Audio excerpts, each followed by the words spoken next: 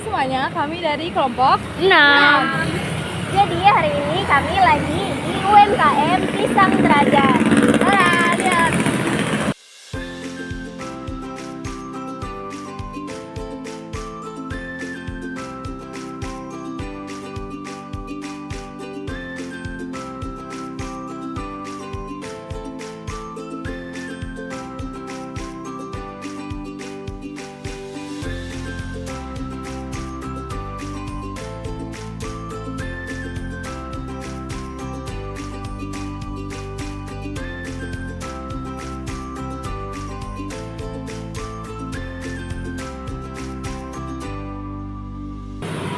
Lara. Jadi kita udah pesen nih pisang derajat. Menunya apa tadi?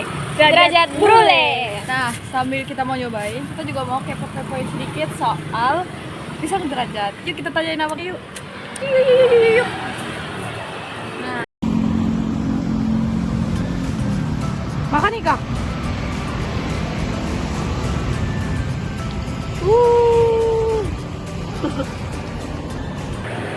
Oke, jadi hari ini kita akan mewawancarai salah satu pekerja yang ada di Pisang Derajat.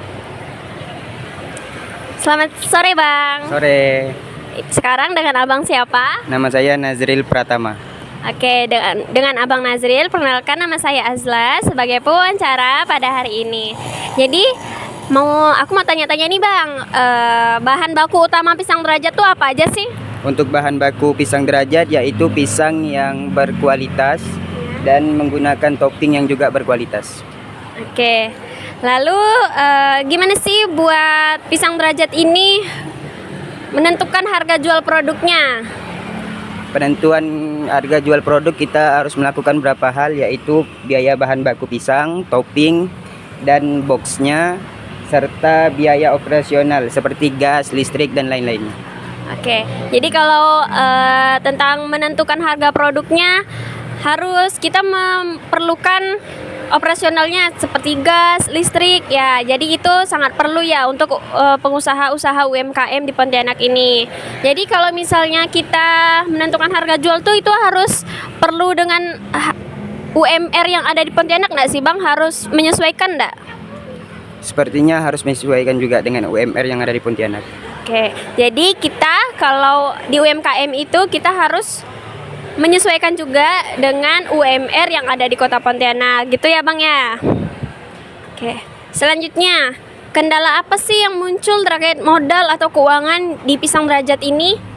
Yang muncul pertama yaitu modal awal terbatas. Jadi sulit kita beli peralatan yang lebih besar dan stok yang banyak.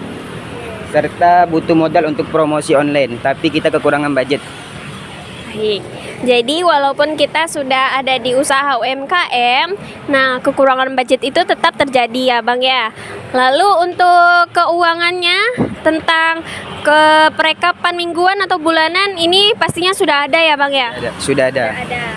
Sudah ada ya, teman-teman. Lalu catatan pemasukan data keuangan sehariannya juga pastinya ada ya, Bang ya? Sudah ada.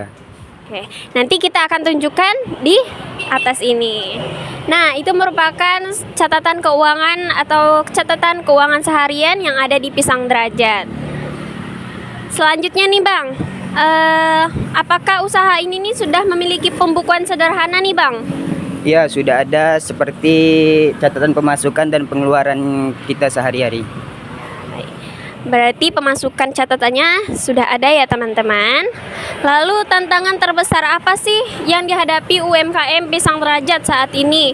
Baik dari faktor lingkungan atau faktor manusia-manusia yang ada di Kota Pontianak, atau bagaimana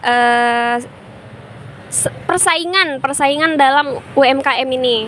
Yang pertama itu harga bahan baku yang tidak stabil, dan yang kedua menjaga rasa dan kualitas yang harus tetap terjaga.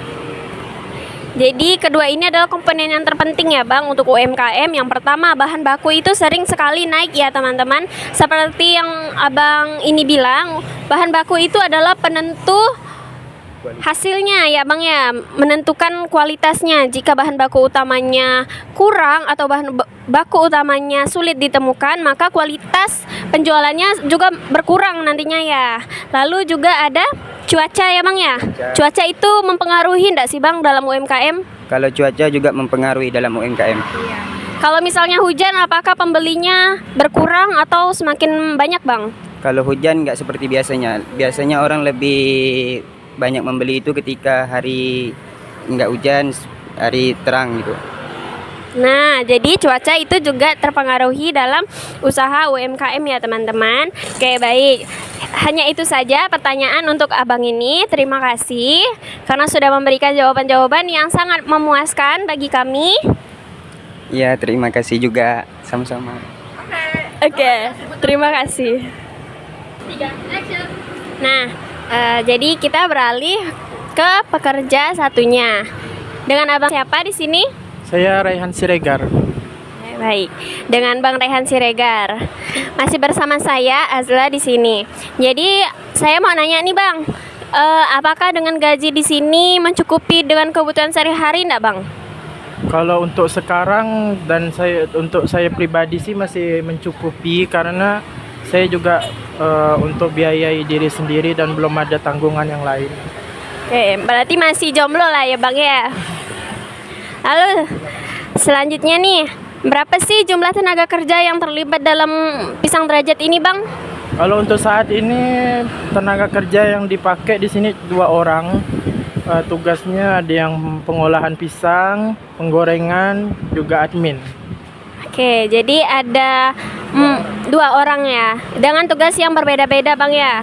Baik, selanjutnya adalah, nah pertanyaan selanjutnya nih Bang, harapan untuk UMKM Pisang Derajat ke depannya nih apa ya Bang?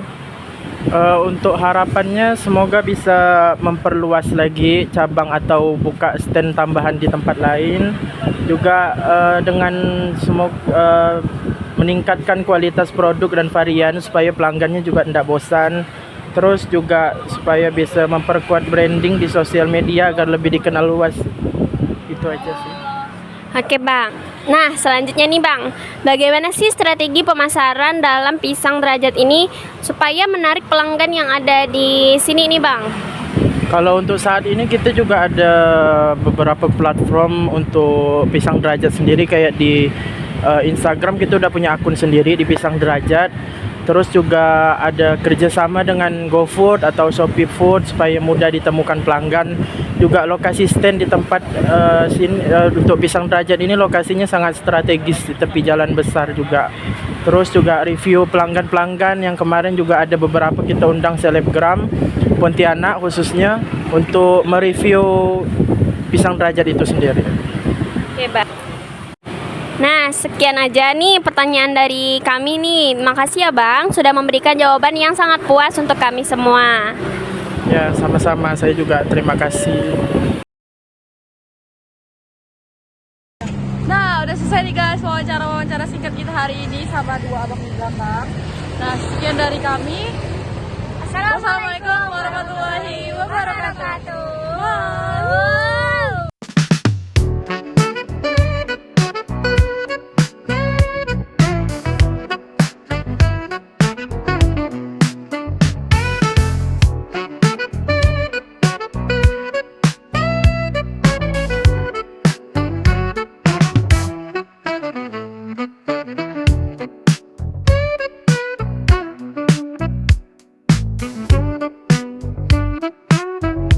Lalu Bang, kondisi ekonomi misalnya di Kota Pontianak ini down Bang. Terus seperti pandemi kemarin misalnya terjadi lagi nih dan UMKM ini masih berjalan Bang. Bagaimana tanggapan Abang? Kalau itu kayak di luar pertanyaan juga.